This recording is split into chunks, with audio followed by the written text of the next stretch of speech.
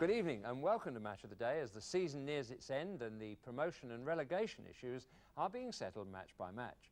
But the Canon League points at stake in our two games tonight are pearls beyond price to all four teams involved. Championship favourites Liverpool have not yet shaken Manchester United off their heels, while their opponents Ipswich are battling desperately to remain in the First Division. Here's Kennedy. Four up with him, and Kennedy shots! And Nottingham Forest, rebuilt and flourishing again under Brian Clough, need European football next season to maintain that momentum, while their opponent Stoke City would give a king's ransom for half a dozen points to avoid the drop. Walsh got a bit of curl on it. And no mean header by Paul Hart. There's also our April Goal of the Month competition to come. Bob. Tonight's headlines. Watford skipper Wilf Rostron will miss the FA Cup final after being one of 9 players sent off this afternoon. Don Howe appointed Arsenal manager with a 2-year contract. Sheffield Wednesday promoted to the First Division along with Chelsea, but the celebrations at Stamford Bridge turned sour with 3 policemen injured and 25 fans arrested. Well, we start the action at Anfield, a somewhat unfamiliar scene as blazing sunshine and bare chests are the background to this dramatic match. But the temperature didn't slow the pace, lessen the skill, nor the excitement. Your commentator is John Watson.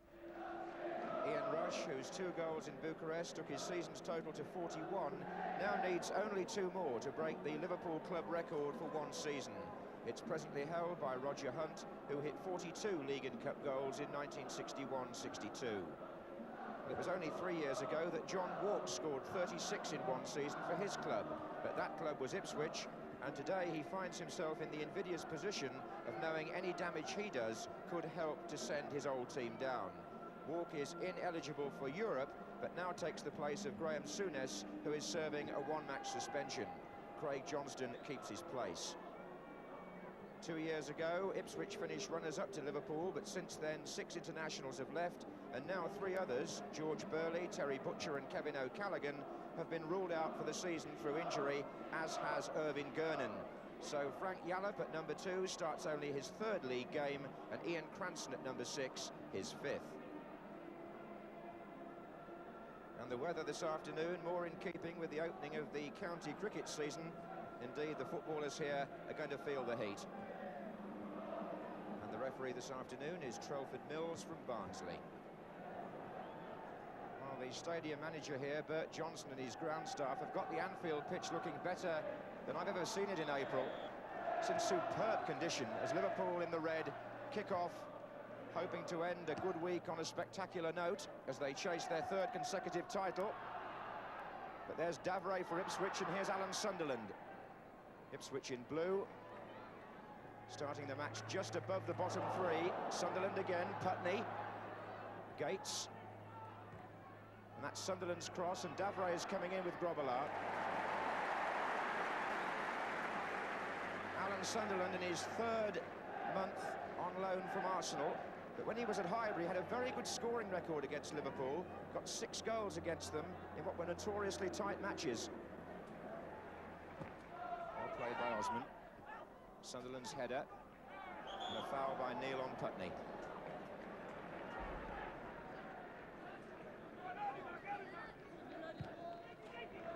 Gates trying to dummy his old colleague John Walk.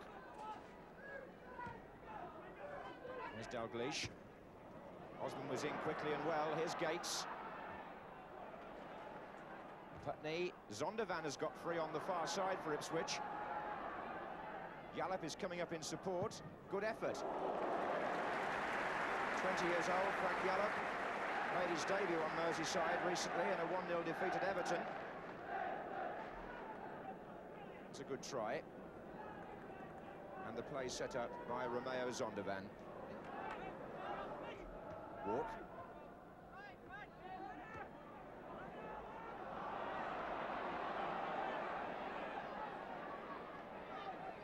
This is McCall.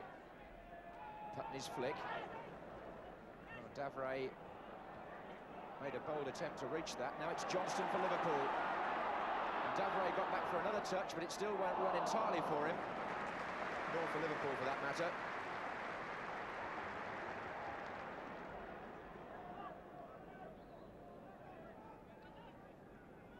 Gates has made his run behind Sunderland. It was Lawrenson's header, and Gates will pick it up nicely. Looking for Davray on this side, the header back in, and Sunderland came in. That was a good effort by Ipswich. Lawrenson just lost his bearings slightly. Gates got the cross in. Davray able to knock it back in, and Alan Sunderland with the final effort. Not a bad start, though, by Ipswich. They've created two promising openings.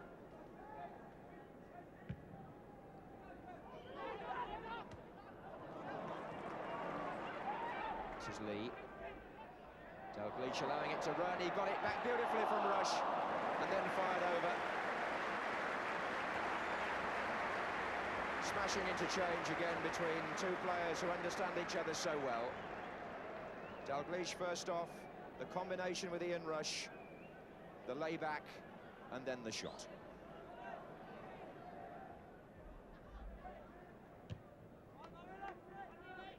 The sun in the eyes of Davray there.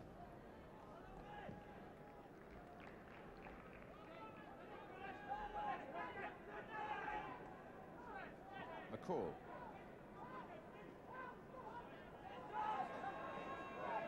Putney.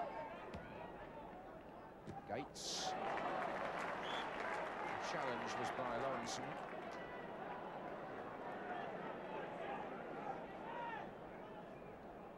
And Gates got the better of Walk there. This is Sunderland, and now Brennan. Another touch by Sunderland. Yallop. And Gates. And Davray. And the referee penalising Mark Lawrenson. Not far outside the penalty area.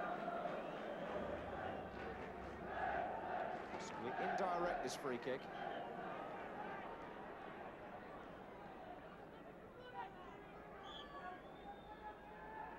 And Gates shoots and scores!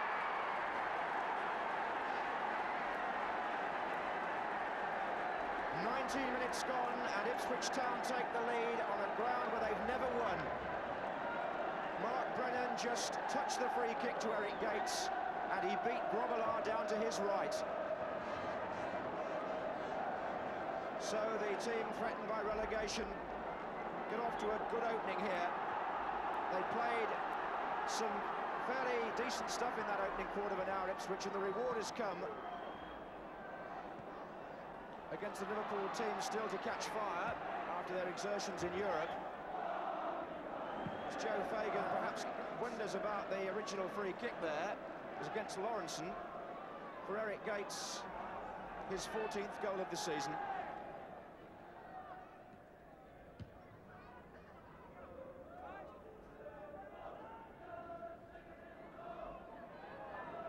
Kennedy.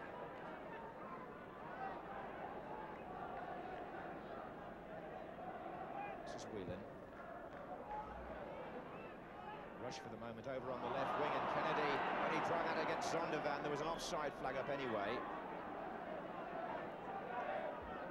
But Liverpool, perhaps by their standards, a shade lethargic after their midweek match, and Ipswich chasing them at every opportunity, harassing the man with the ball. But here's Johnston with the ball for Liverpool. Cranston coming across with the header.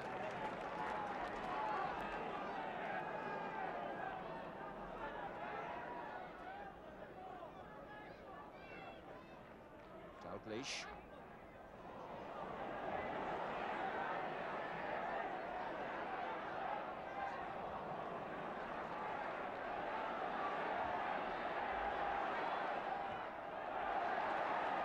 Well, Ipswich may feel that should have been away before. Russell Osman's making the point to the others.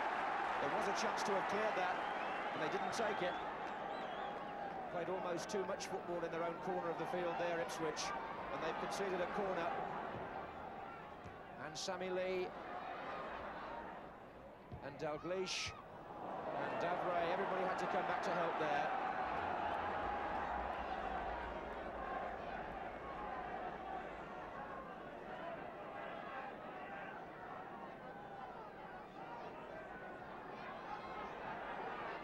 Walk is waiting behind the penalty spot to run in. It's been played short again to Lee. It's come back to Phil Neal to drive. And Kennedy might hit one. And what a goal! That was a quite tremendous shot by Alan Kennedy, and so typical of the kind of goal he often scores. Not so much this season, it's only his second in fact, but in the past he's shown he can strike them well from that position, and when that Neal effort rebounded to him, Kennedy, through a crowd of players, found the far corner to make the score 1-1 after 31 minutes.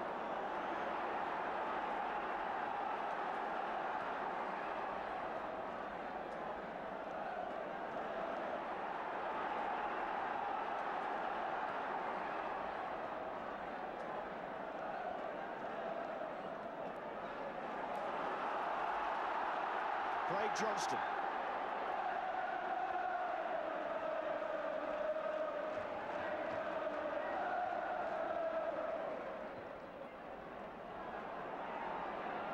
This is Hansen. And Osman's header. And Lee and Rush. And to his right, Dalglish.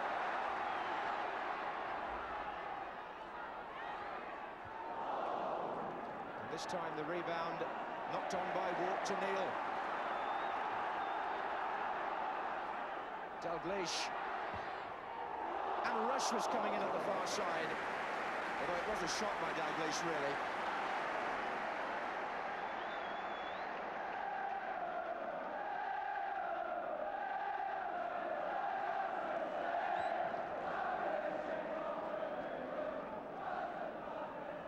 A real test of character for these young Ipswich players, several of whom are experiencing this atmosphere for the first time.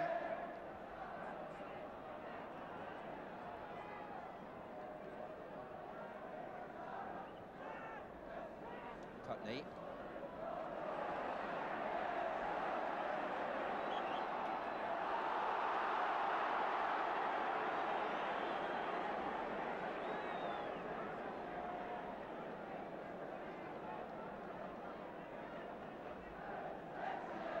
So Osman into Gates.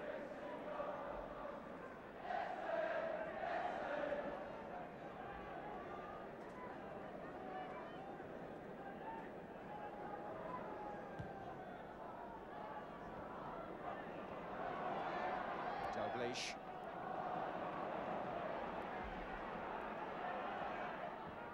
Yallop forward.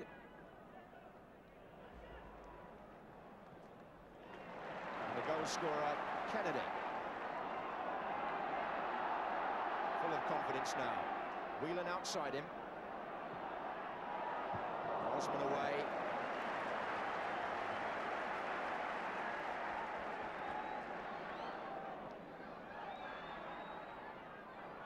And Whelan and Dalglish. Kennedy's in the area.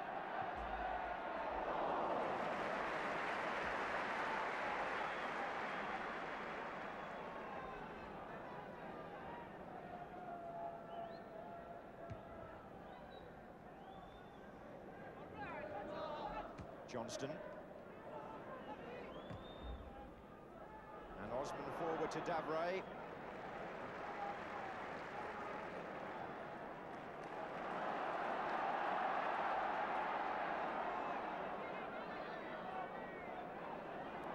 Forward by Kennedy. Look at John Walk there. Ian Rush. It's forced Johnston rather wide. Too wide. And it was first time football by Liverpool. And John Walk was predominant in that, chesting it back there to Rush, who was trying to sweep it out to Johnston.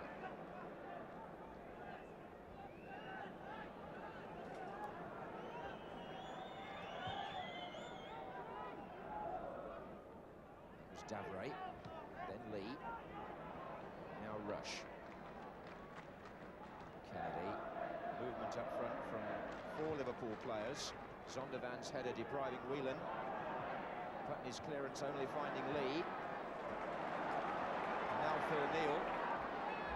And Craig Johnston operating mainly on the right in this first half.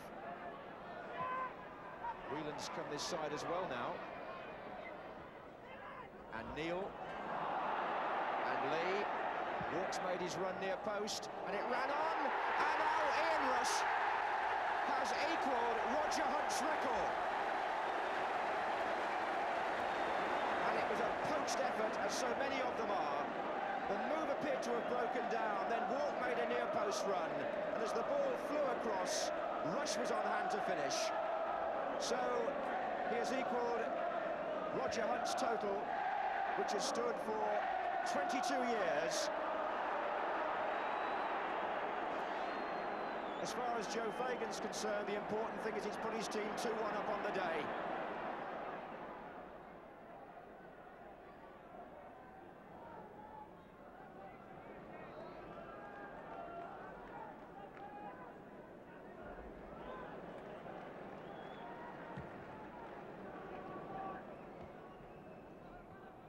Gates, Lawrence, and half-time with Ian Rush having put Liverpool into the lead with a goal which he's got reason to remember among the many others he scored. Earlier, Eric Gates had given Ipswich the lead, but with many of their young side inexperienced in terms of playing at Anfield, they cracked when in the 31st minute Alan Kennedy equalised. Quite a few of these Liverpool supporters will be hoping that the weather holds for what, for many of them, will be a trip to Rome at the end of May for the European Cup final against Roma, on the ground where Liverpool first won it in 1977 against the Germans of Mönchengladbach. Ipswich have in fact drawn on 4 of their last 8 visits to Anfield, but never had a victory here. Find themselves 2-1 behind at the start of the second half. And after this, they have 2 home games, Ipswich, and 1 away, which is at Manchester United, so they couldn't have asked for a tougher end to their battle against relegation as far as the away games are concerned. And here's Putney against Phil Neal. He's gone by him, and he's gone by Johnston. Wheel intercepted, and here's McCall. 6 forward for Ipswich. Putney. As they push men on, as they've got to do in chasing the game, they're going to get caught possibly by a break like this from Rush. What a ball to John Walk. And he sets up Johnston. Terrific run and pass by Ian Rush.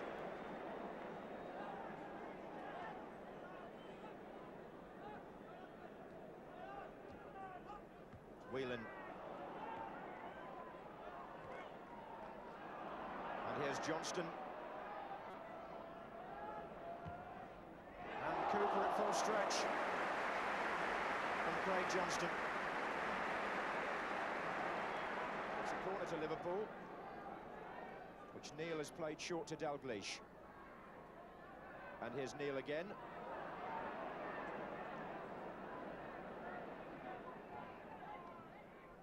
Johnston. Whelan's made a run across the area. Yallop's clearance. Cranston. And won well by Lee. Rush. And here's Walk. And he hit this one first time, having delayed before. But again, Ian Rush very much in the thick of things.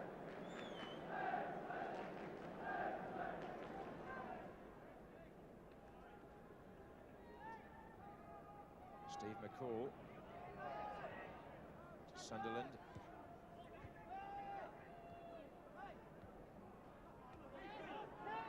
Now Yallop.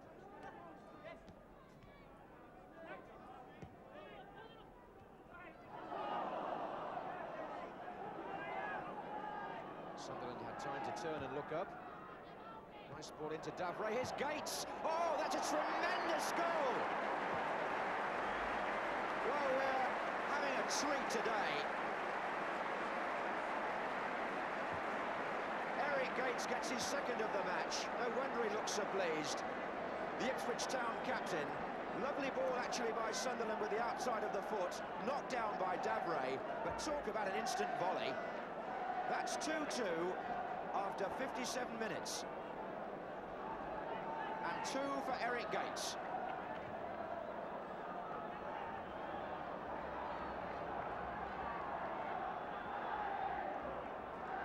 And Ipswich showing strength of character here to come back after going behind. But this is Kennedy, and it's come back off Cooper from the quarter clear. Oh, the goalkeeper down hurt by the sheer impact of the ball. Ah.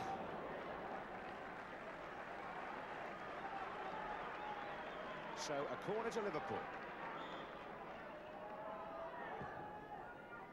And Walk is up there, so were 2 defenders.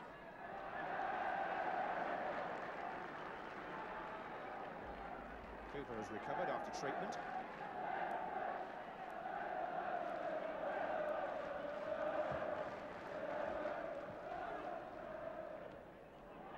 And here's Putney. They're making Liverpool work every inch of the way, are Ipswich.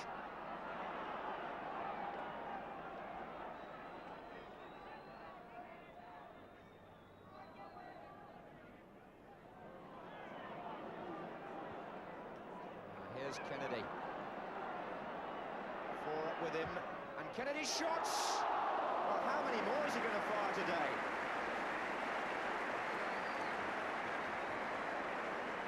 Well, people often used to say that the best long-range shooting came from the South Americans, but Alan Kennedy can hit them from 25 yards or more, as well as most. Liverpool are going to make a substitution. The injured player is Mark Lawrenson, and he's going to be replaced by Steve Nicol.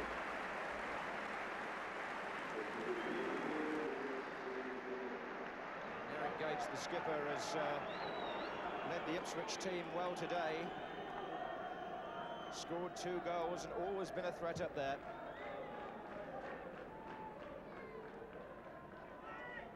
Here comes Zondervan and Davray. And it's Nicol for Liverpool.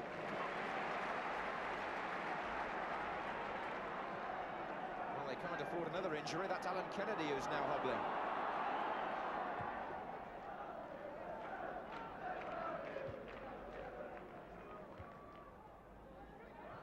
Cranston. Oh, Dalglish. That's a good effort. And some people at the other end of the ground thought it had actually dipped underneath the crossbar. It was mighty close, and nobody knows that better than Paul Cooper. That really was a fine volley by Kenny Dalglish, a dipper, and it could so easily have won the match.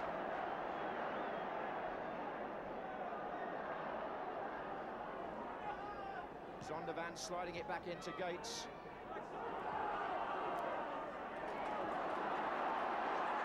Here's Kennedy. And Dalglish. Block was by Osman. This is Whelan for Liverpool. The flick on was by Dalglish, but was Whelan fouled as he followed through? He went for a possible return and got blocked off. And Liverpool have a free kick on the edge of the Ipswich penalty area in stoppage time. So much can hinge on what happens here at both ends of the First Division. Will Johnny Walk strike one against his old club? Dalglish has moved the ball and chipped, and just wide.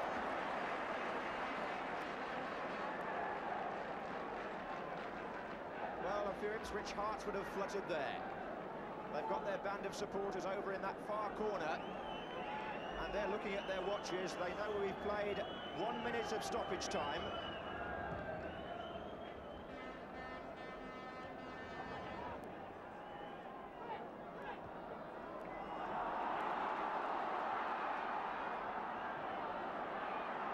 And here's Johnston. Nicol. And still. Johnston once more, and now Neil.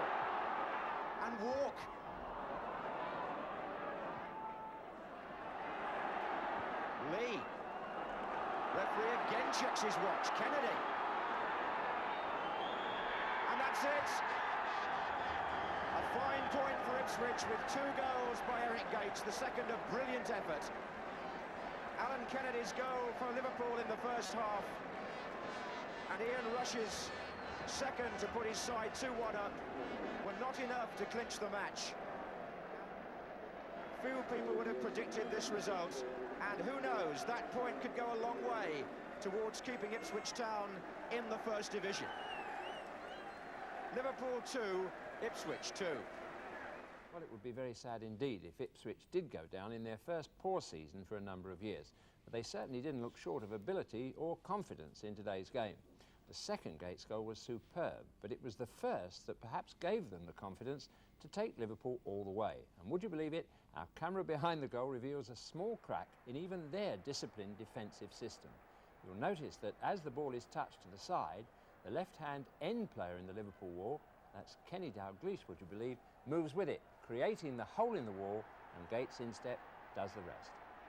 Misunderstanding in even the best regulated football families should comfort ordinary mortals. Ipswich profited deservingly, gained a point and put further pressure on their relegation rivals like Stoke City, whose task away to Nottingham Forest was formidable. But until Easter, they'd recovered their form under the inspiration of a new old player, as commentator Barry Davis points out. Amid the fight for Europe and the fear of relegation comes the chance to see a talent which wasn't allowed to flower in its prime, but now seems to be somewhere close to full bloom. Since Alan Hudson started a second spell at Stoke City, the team has won 8 and drawn 1 of 14 games.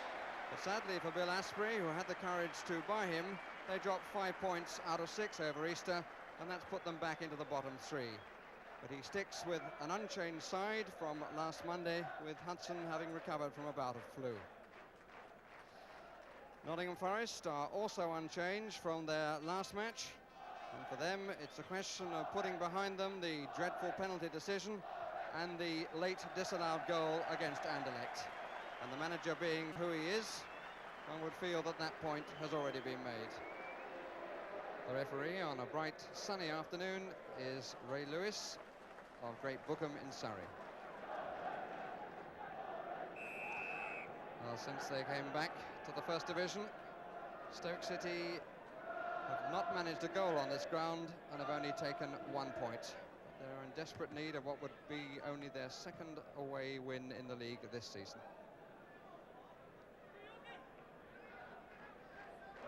It's Viv Anderson, the England squad for next week. Bowyer.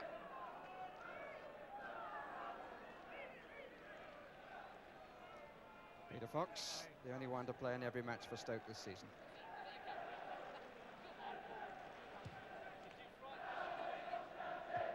Met by Paul Hart.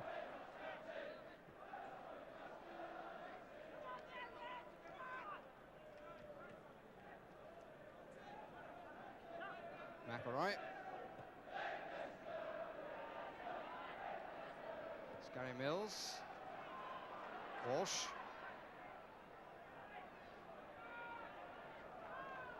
James's challenge was sufficient, and here is Alan Hudson.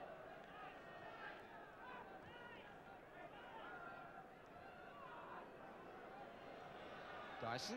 Stoke not exactly going forward too quickly. Now there is a lot of space.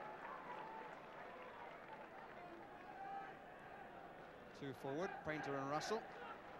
McElroy, oh dear, oh dear. To say this is a tentative start by Stoke is a considerable understatement.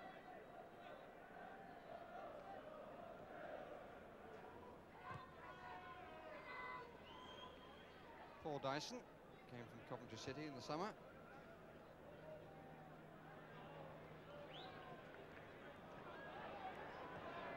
Mills, Davenport, Hodge in the middle. Walsh came off bold, pushed away, and Davenport, really the position was very difficult for him as Fox palmed it away, and what Davenport wasn't to know was that Bowyer was about 3 or 4 yards further back and would have had a much easier shot. Well, that's the danger in April. Sometimes it's not quite as warm as you think.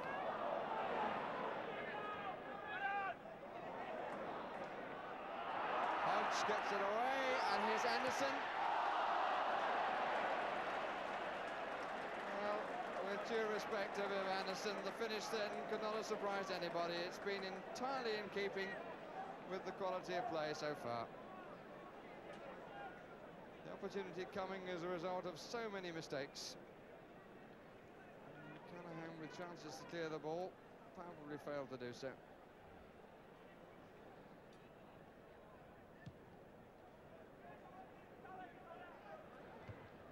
Hart, Callaghan, McElroy, Painter, and the free kick given.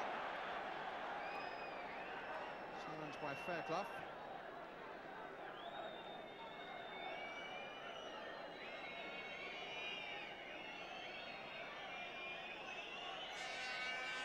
This time the free kick is direct. 5 players in the Forest wall.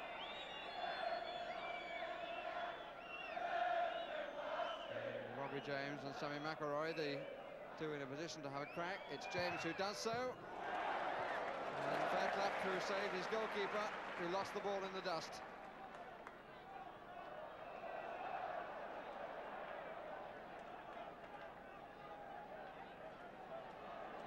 And problem 2 for Paul Hart.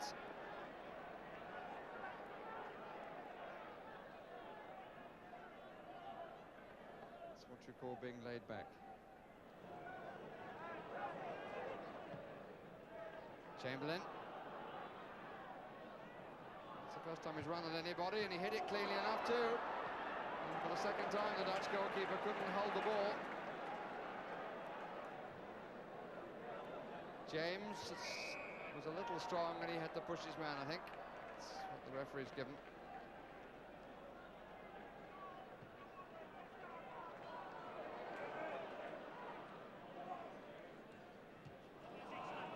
Hudson. Hampton. It's a very unkind bounce.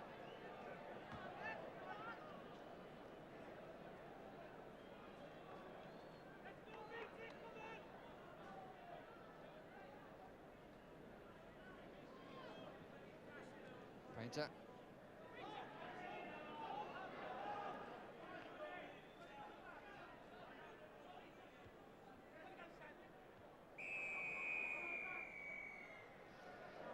And the end of 45 minutes. A difficult wind, a bumpy pitch and a lively ball all played their part, but really a hugely disappointing first half. Most of the players, with notable exceptions like Hodge and Wigley, will be entirely happy that it's over.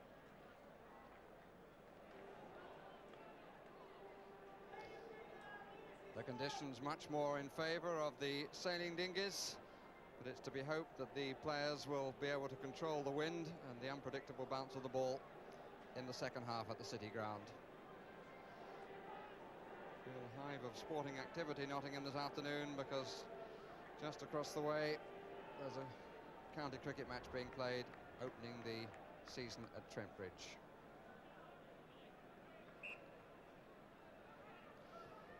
So Stoke now attacking the goal to our right.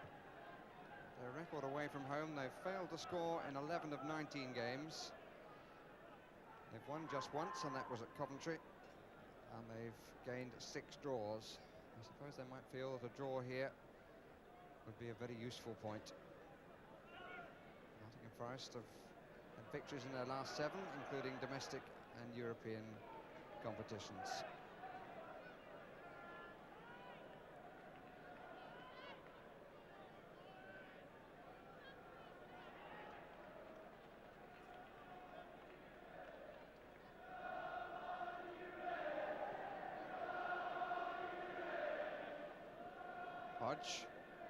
Wigley. Bold. Certain indecision then. Bowyer.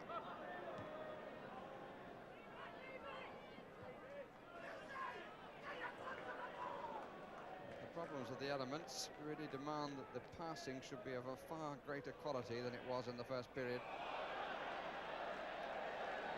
Free kick given. 4 foot up.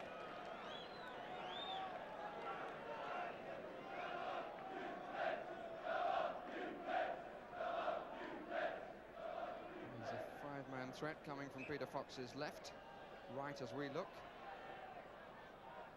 Walsh got a bit of curl on it.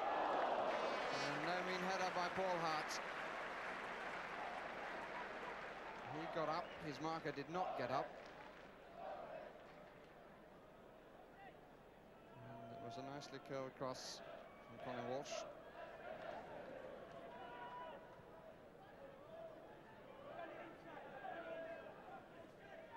Steve Bold scored the first goal of his career just across the way at Meadow Lane. Davenport.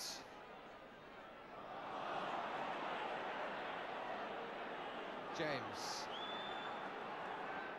Stoke looking more dangerous on the breakaways.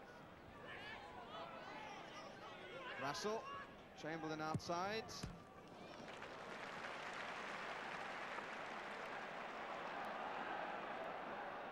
Difficult bounce and a rather curious challenge.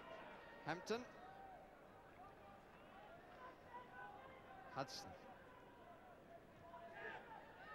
James. Chamberlain's out to the right and still. Faced by Fairclough. Walsh was the extra man. Hudson.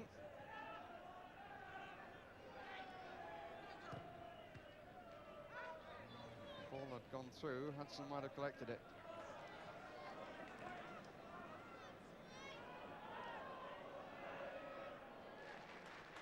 Hodge. Swain. Bowyer.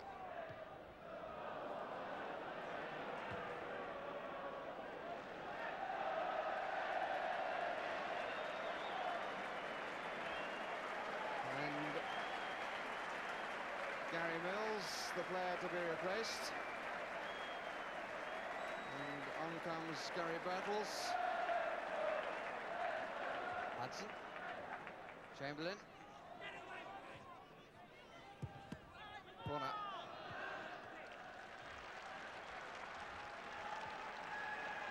Chamberlain seems to have hurt his left ankle.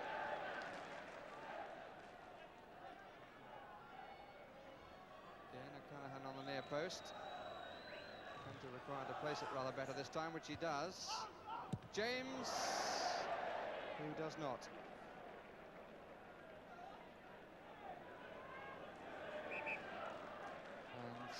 Stoke City are to make a substitution, obviously because of the injury to Mark Chamberlain. And the player has just come on, Paul Maguire.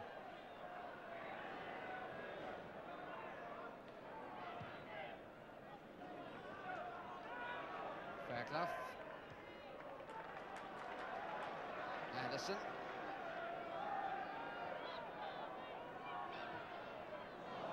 Hudson.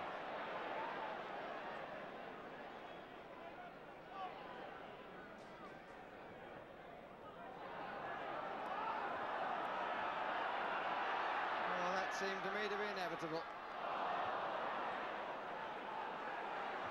Possession conceded once more. Walsh.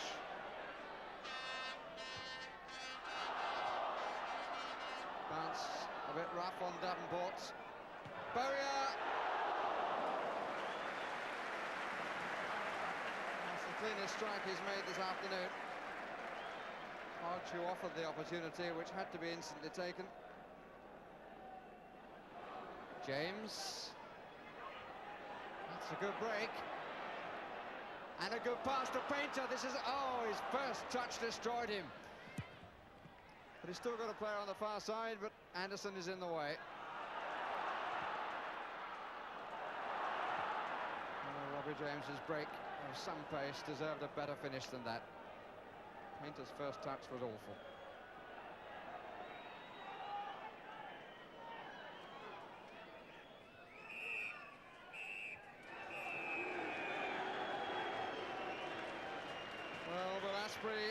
will be happy with the point.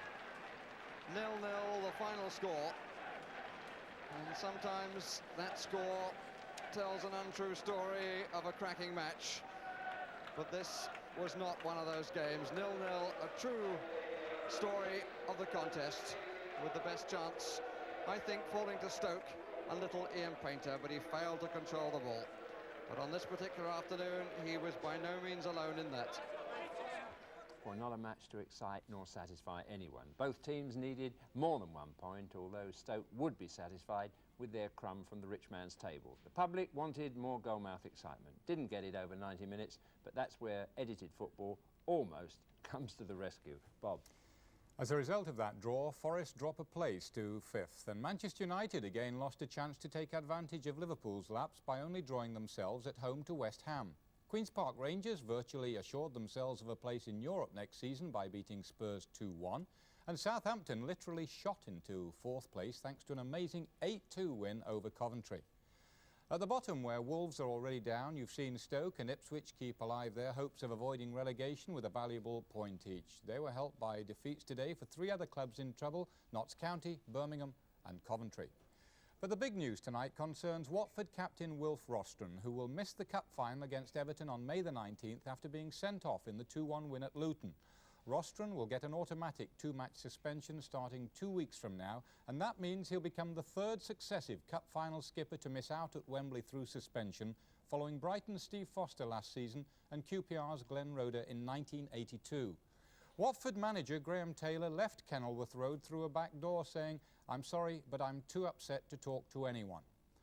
Rostron was sent off along with Luton defender Paul Elliott when they clashed just before half-time. Elliott had been booked earlier, but Luton manager David Pleat said, "I don't think they deserved to be sent off. I was a bit disappointed with the referee's performance." Rostron and Elliott were 2 of the 9 players sent off today, the worst total this season. 7 came from the First Division, including Arsenal's Charlie Nicholas, who was dismissed with Leicester's Andy Peake for fighting near the end of the game at Highbury. That was the only disappointment on an otherwise perfect day for Don Howe. Arsenal won 2-1 to move into 6th place, and afterwards Howe revealed to his players a secret he'd kept for 90 minutes, his appointment as manager on a 2-year contract. Don said, "It's marvellous news. I worked for 7 years here as Bertie Mee's assistant and had another long spell under Terry Neal, but always felt that one day it would be my turn." Arsenal striker Paul Mariner is doubtful for England's match against Wales on Wednesday after having 6 stitches in a cut on his cheek after today's game against Leicester. Congratulations to Sheffield Wednesday and Chelsea, who both clinched promotion from Division 2 with home wins. Newcastle slipped up though, beaten 1-0 by Cambridge, the relegated club's first win in 32 games. Mel Sterland's penalty saw Wednesday home against Crystal Palace, while Kerry Dixon scored a hat-trick in Chelsea's 5-0 win over Leeds. Sadly, some fans among the near 34,000 crowd caused trouble. 3 policemen were injured and there were 25 arrests. In Division 3, promotion still rests between the top 4 with a vital match next Saturday when Wimbledon visits Sheffield United. In Division 4, York are champions and the next 3 clubs look like going up with them. Pools dividends are low with 14 score draws. Don't ring them, they'll contact you. The numbers are 3, 6, 14, 20, 23, 32, 36, 37, 43, 46, 48, 50, 51 and 54. More action now as Aberdeen take another step towards the Scottish Premier Championship by winning at Dundee 1-0. Your commentator is Archie McPherson.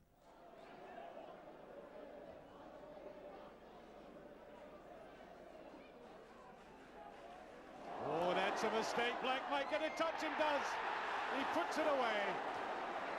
Now it's time for the April Goal of the Month competition, in which there are 7 goals from which to choose. I'll remind you how to enter in a moment, but first a look at the goals, starting with goal A, scored by Derek Parlane for Manchester City against Swansea City. Oh, good firm header by McCarthy, and Kinsey has got in behind Evans here, and 2 in the middle for him. Parlane, what a fine goal. Goal B, scored by George Riley for Watford against Plymouth Argyle. Here's Barnes. Riley's coming towards the near post. Oh! got a flick and it's there. George Riley came in and Watford are in front. Goal C scored by Ray Wilkins for Manchester United against Coventry. Hughes, McDonald threatening in the box. Graham, plenty of United players forward. And Ray Wilkins scores. Only his second outfield goal of the season. Goal D scored by Ian Rush for Liverpool against Dinamo Bucharest. That was Lee's corner and headed out as far as Souness. That looks a good ball. He's onside and it's Ian Rush here. And it's there. Liverpool in front. And Ian Rush again, his 40th of the season. Goal E scored by Zbigniew Boniek for Juventus against Manchester United. This is a very different Juventus from the one we saw in the European Cup final. Last year against Hamburg, and here's Boniek, he's got away, and it's in. And the crowd are on their feet. Boniek slid it one way as Bailey came the other. Goal F scored by Alan Kennedy for Liverpool against Ipswich. It's come back to Phil Neal to drive. And Kennedy might hit one. What a goal! Goal G scored by Eric Gates for Ipswich in the same match. Sunderland had time to turn and look up. Nice ball into Davray. Here's Gates. Oh, that's a tremendous goal! Here's a check on those goals. Goal A, Parlane. B, Riley. C, Wilkins. D, Rush. E, Boniek. F, Kennedy. And G, Gates. And here's how to enter. You put your name and address on the left-hand side of a postcard, please, and your goal selections in 1, 2, 3 order on the right-hand side. And you address the postcard to Goal of the Month, BBC Television, London, W12 8QT. And don't forget Wales v England in Sports Night next Wednesday and Match of the Day live, Manchester City v Chelsea on Friday next. Well, stealing the thunder is the expression, and Ipswich Town and Eric Gates illustrated its meaning precisely on a day when, in view of Manchester United's draw at home against West Ham, Liverpool might have been excused just sending for the key to their trophy cabinet. But Gates stole the glory with 2 goals that proclaim loudly that Ipswich may be down, but not out. Good night. And Gates shoots and scores! This ball into Davray. Here's Gates. Oh, that's a tremendous goal!